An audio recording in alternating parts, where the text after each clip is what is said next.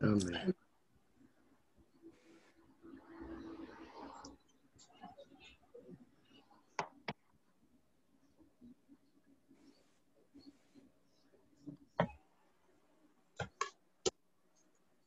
Tá pronto, Josadak, já está gravando. Ah, muito bem. Eu sumiu aqui da tela. Você percebeu aí? Não. Não? Ok. Muito bem. Boa noite para todos. Boa noite. Boa noite.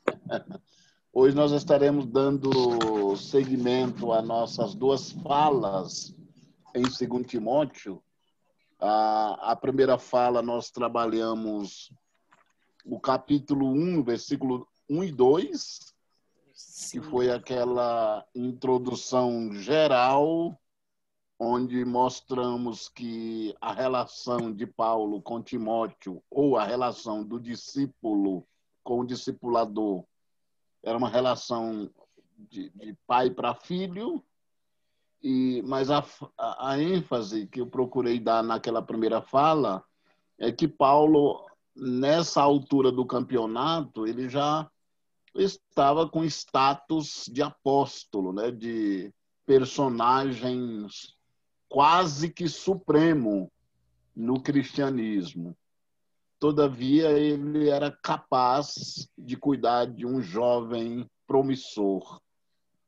Essa é a primeira coisa que eu destaquei. A segunda é o desejo do coração dele para o jovem promissor, que era a graça, a misericórdia e a paz. E ele deixa absolutamente claro que a graça, a misericórdia e a paz não é dele, mas sim do Senhor Jesus. Paulo está dizendo que, de repente, não tem nada para oferecer, a não ser aquilo que, de alguma forma, ele recebeu do Senhor. E aí, a segunda fala, que foi a semana passada, nós trabalhamos a forma como Paulo ganhava o coração dos seus discípulos. Então, a primeira coisa que a gente viu foi a ideia da valorização da história da pessoa, e a afirmação do seu valor, e também nós trabalhamos a ideia de que ele projetava os sonhos dos discípulos, né? No caso aqui Timóteo, e por último ele era uma espécie de patrocinador pessoal do discípulo.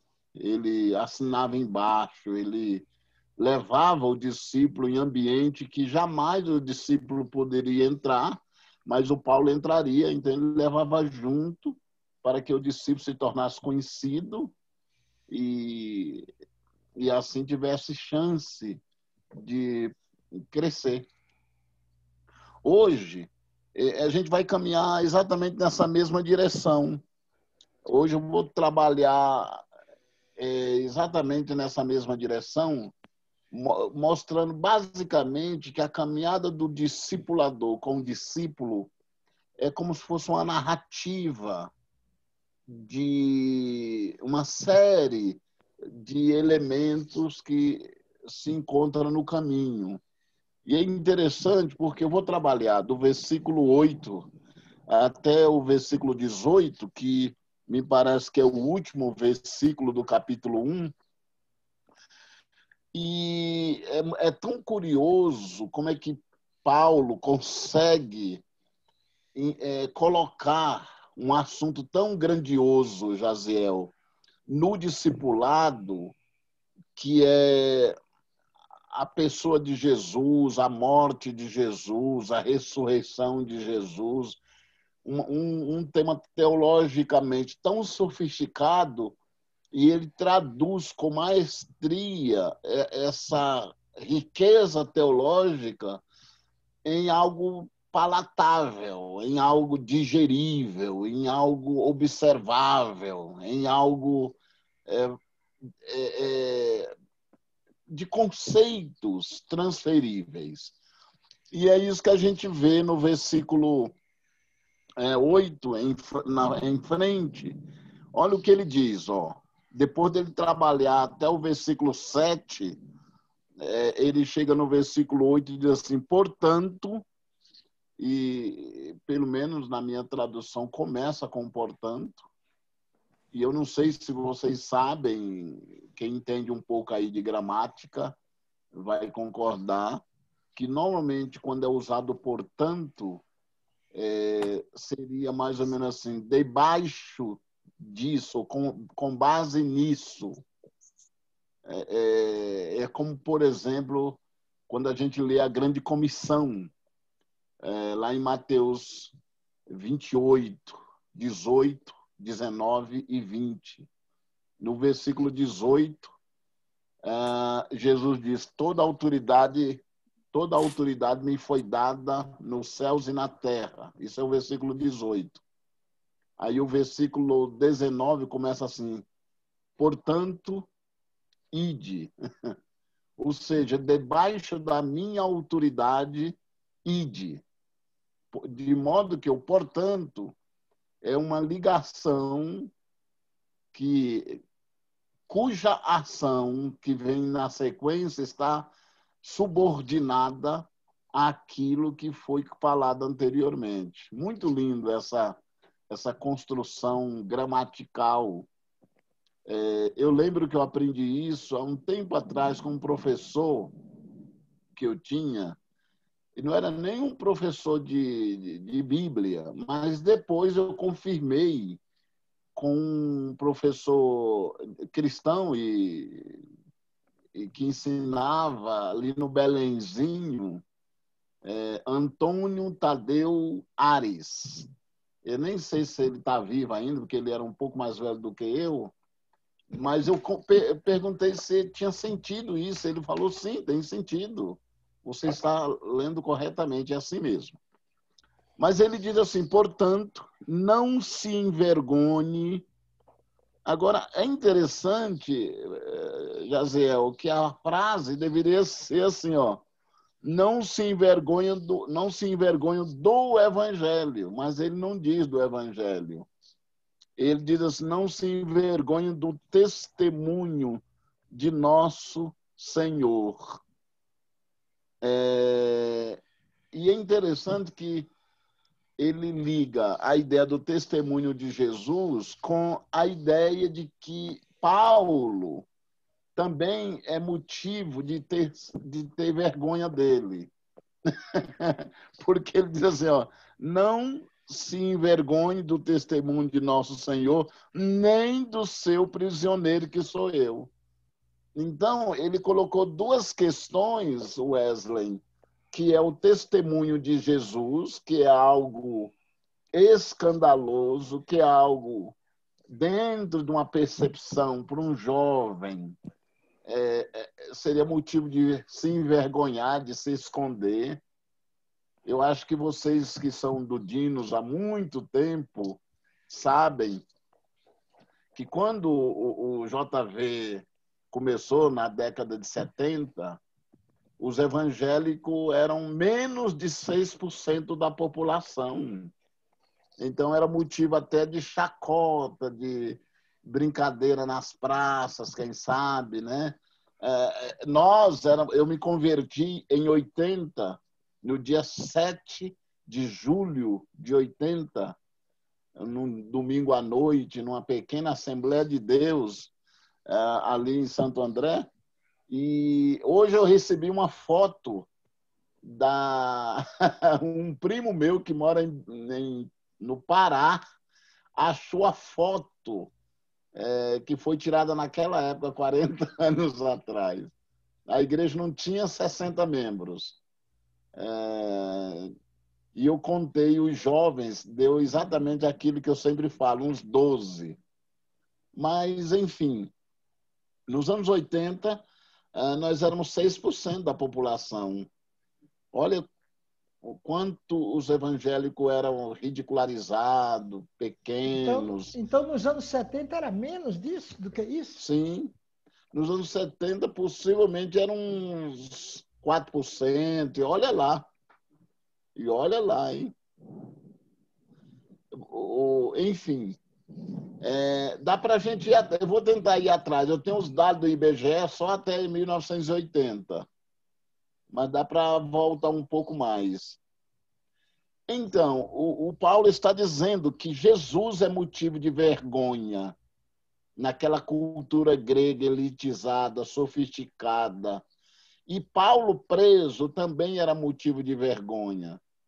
E então Paulo está dizendo exatamente para Timóteo, não se envergonhe, não ponha a cara para fora, pode assumir a sua cristandade, a sua fé, não se envergonhe não. Então a primeira coisa que Paulo coloca é que o Timóteo precisaria não se envergonhar das pessoas, da pessoa de Jesus, nem da pessoa do seu discipulador. Ou seja, eu não sei se Paulo suspeitava que Timóteo poderia, de vez em quando, entrar numa crise e dizer, como Pedro, eu não conheço esse sujeito aí que está preso. Então, Paulo está dizendo isso. Isso é uma coisa muito legal. Agora, atrelado a isso, Paulinho, ele diz que tanto Jesus quanto ele vive na dimensão do sofrimento. Por isso que ele diz assim, tem Jesus, Paulo está dizendo, tem Jesus, que eu sou discípulo dele, tem eu que estou preso. Agora é a sua vez, Timóteo. Participe comigo dos sofrimentos a favor do Evangelho, segundo o poder de Deus, que nos salvou e nos chamou com santa vocação, não segundo as nossas obras, mas conforme a sua própria determinação e graça, que nos foi dada em Cristo Jesus, antes dos tempos eternos. E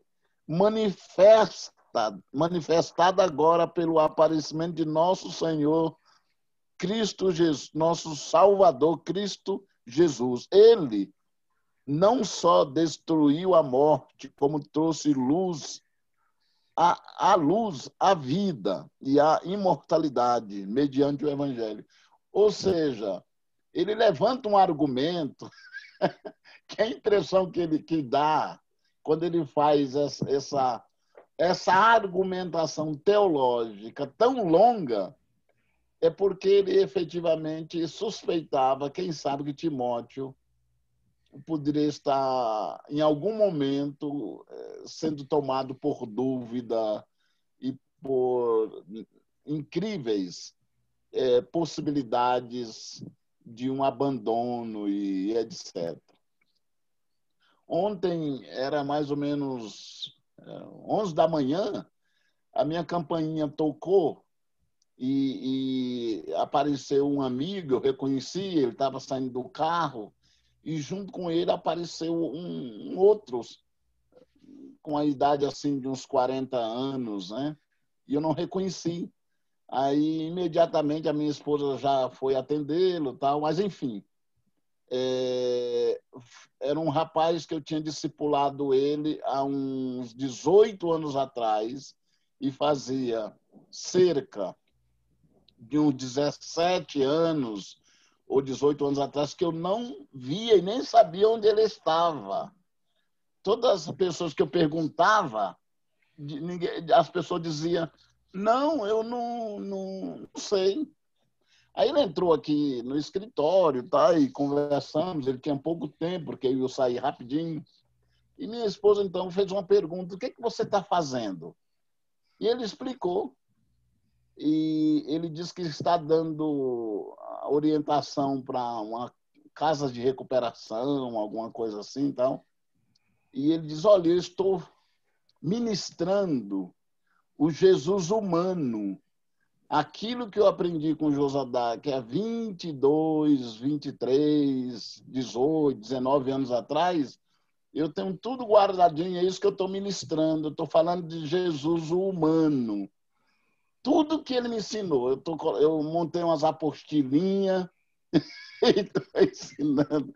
Aí eu falei, poxa, que maravilha! Então, a gente não imagina que investindo no Timóteo, de repente ele pode desaparecer na nossa história, mas em algum momento ele ressurge, como que multiplicando aquilo que nós estamos compartilhando. Por isso é que a gente tem que sempre orientá-lo. Não se envergonhe nem do nosso Senhor Jesus, que é um motivo de envergonhamento, e nem de mim, disse Paulo, que estou preso. E nós temos que levantar um argumento como esse que Paulo levantou. Olha, se nós olharmos cuidadosamente para o texto, o versículo 8, até a metade é o encorajamento e a exposição da realidade. Mas depois da metade do versículo 8 até o final, é um argumento fortíssimo, cuja base é a pessoa de Jesus.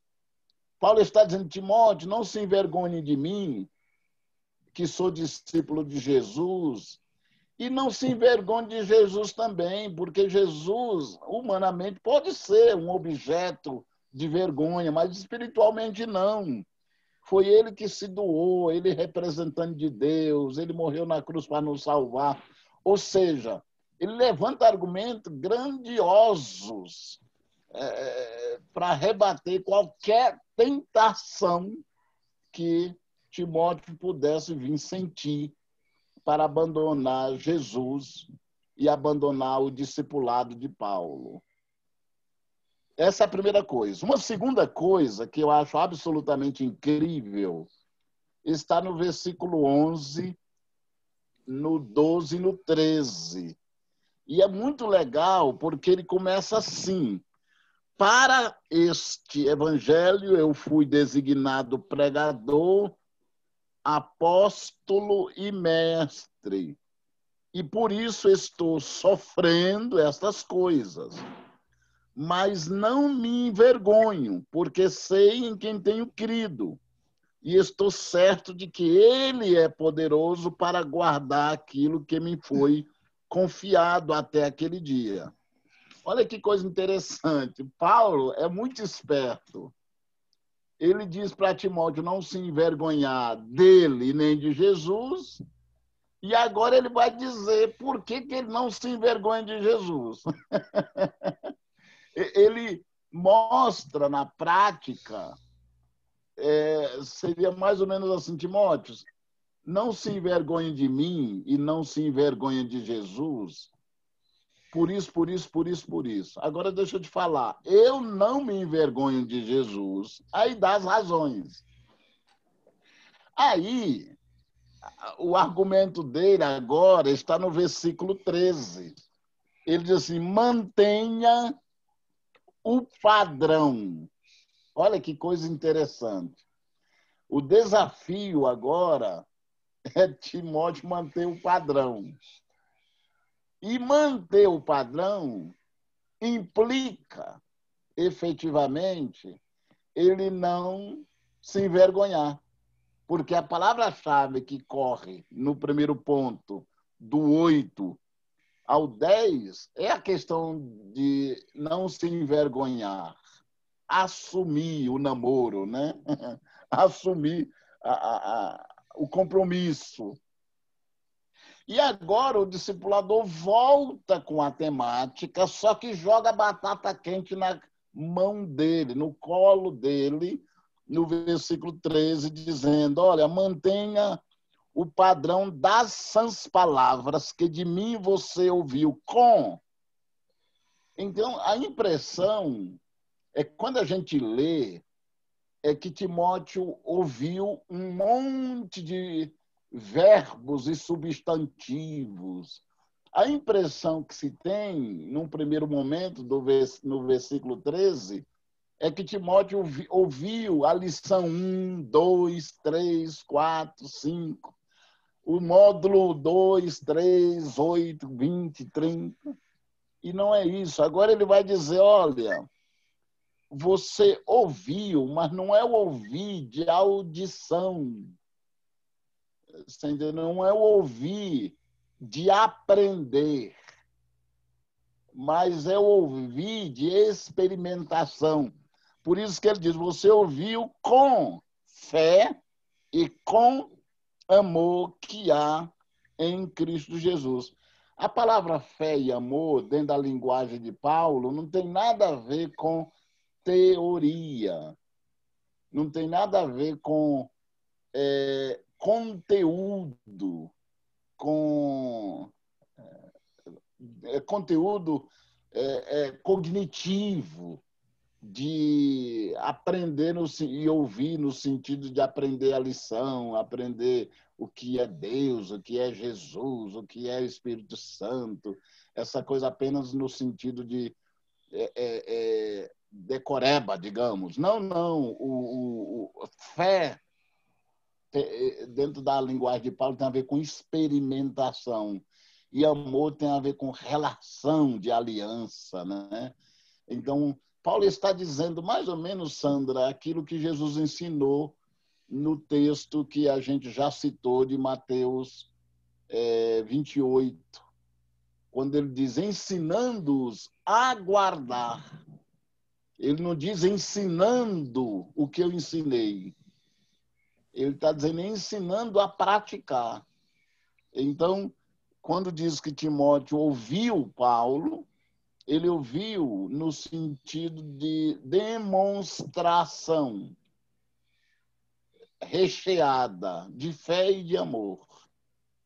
Então, a primeira coisa o primeiro tópico é não se envergonhar da pessoa de Jesus nem do discipulador. A segunda coisa é manter o padrão do discipulador. Olha como nós somos responsáveis para discipular pessoas da nossa altura. Eu acho que nós podemos discipular pessoas da nossa altura. E quem sabe, até maior do que nós. Jesus uma vez disse, né? Que o discípulo pode ser maior do que o mestre, alguma coisa assim. E a última coisa, eu acho isso fantástico, e Paulo me inspira como discipulador nesse ponto. Ele vai falar agora sobre a valorização dos parceiros. A valorização dos parceiros. É muito interessante, porque isso aparece no versículo 15 em diante, e ele começa, José do Prado, ele começa no versículo 15 falando de coisas negativas, mas termina falando de coisas positivas. E aqui é uma regrinha básica. Comece dando notícias negativas, mas termine com as positivas. Nunca termine com negativa. Fica ruim, né? Tem tanta coisa boa, né?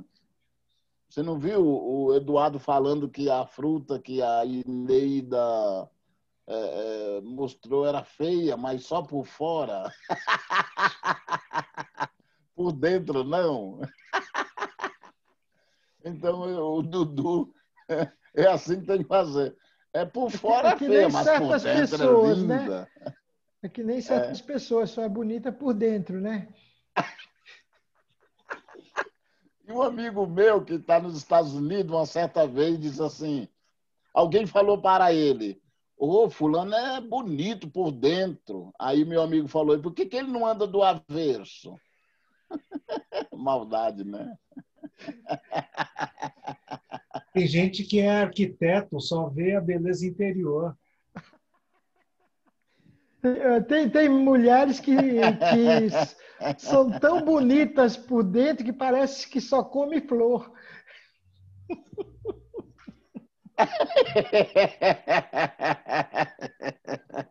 Ô, Jesus de Nazaré. E fechando aqui, depois do showzinho do Jaziel, fechando aqui, olha que coisa legal, no versículo 15, ele começa assim, você, aí está falando para o discípulo, né, para Timóteo, você já deve estar ciente de que todos os da província da Ásia me abandonaram. Olha que frase mais forte, né? Porque todos é muita gente, né, Wesley? É muita gente, todos é muita gente. Ó, é um E eu, desabafo. é Um um desabafo. desabafo. Eu Ele... acho que o Ed René está com esse desabafo, viu? E aí, por falar nisso, em desabafo, Jaziel, ele vai dar nomes. Eita. Entre eles, Fígelo e Hermógenes. Ele dá nome, que talvez esses dois fossem, quem sabe, líderes de ponta, né? Gente tipo E o eu que presidente tenho, do e eu que JV. tenho escorpião, né? É, não, tem nada. Paulo é que tem. Você não tem nada. E aí ele diz assim, ó, ele cita o nome dos dois, diz que o Senhor conceda misericórdia à casa de Oníseforo. Quer dizer, olha que coisa interessante. Por quê? Porque muitas vezes me deu ânimo. Olha que coisa interessante. E nunca se envergonhou das minhas algemas. Ou seja, Paulo está dizendo, Timóteo, não se envergonhe de mim, porque enquanto os da Ásia têm vergonha de mim, tem uma família, uma casa, cujo dono da casa é Onésiforo. Ele, a casa inteira, a casa inteira, a casa inteira. Não sei quantas pessoas, eles me animam e nunca se envergonhou das minhas algemas. Vocês observam que ele volta ao assunto, só que agora ele quer mostrar, José do Prado, um discípulo que já fez o caminho por onde Timóteo tem que fazer, que é não se envergonhar do pobre Paulo preso, que é motivo de riso, de meme. Se fosse hoje, Paulo tivesse preso, ele saía meme todo dia dele, né? Porque era uma pessoa polêmica, era uma pessoa que pregava uma doutrina esquisita, andava com o povo meio esquisito, enfim. Olha que grandeza.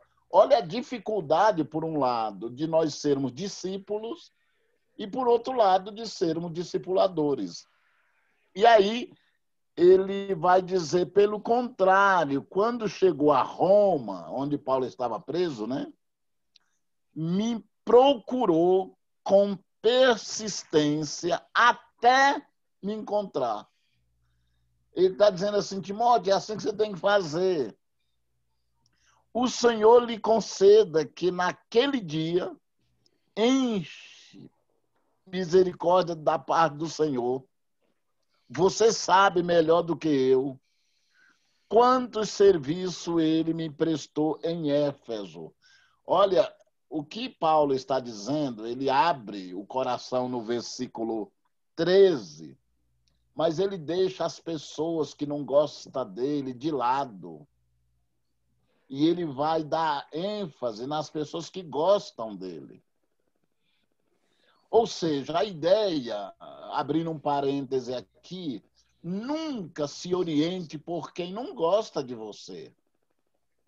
É até bom você descobrir quem não gosta de você e não se oriente por ele, se oriente por quem gosta de você. Ok?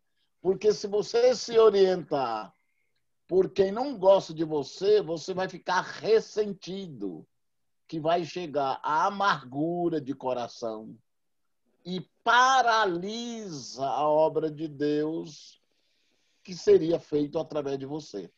Então, deixe de lado os irmãos da província da Ásia que te abandonaram, que abandonou, já abandonou, não tem como, e se apegue àqueles que lhe procuram, se apegue àqueles que não se envergonham do que você é, porque motivo nós temos para as pessoas se envergonhar da gente, que a gente não é boa coisa, né?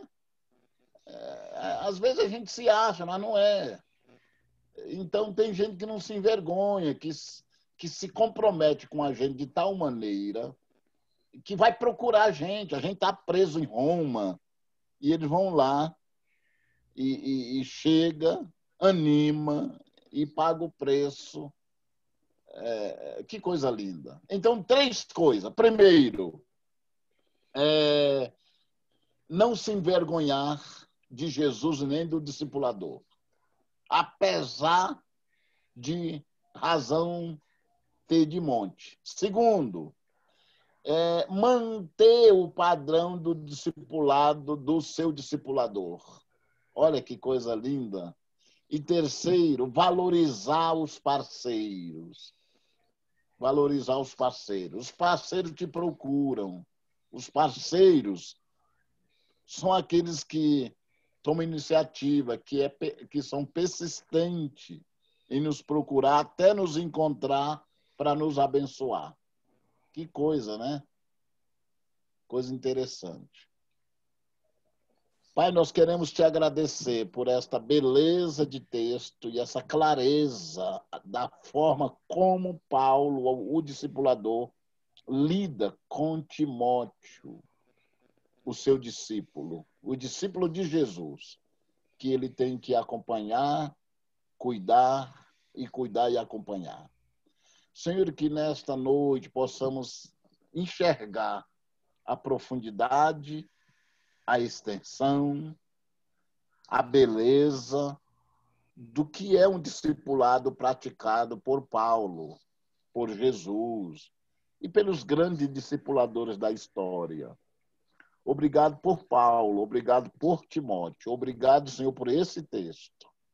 É assim que oramos e te agradecemos. Amém.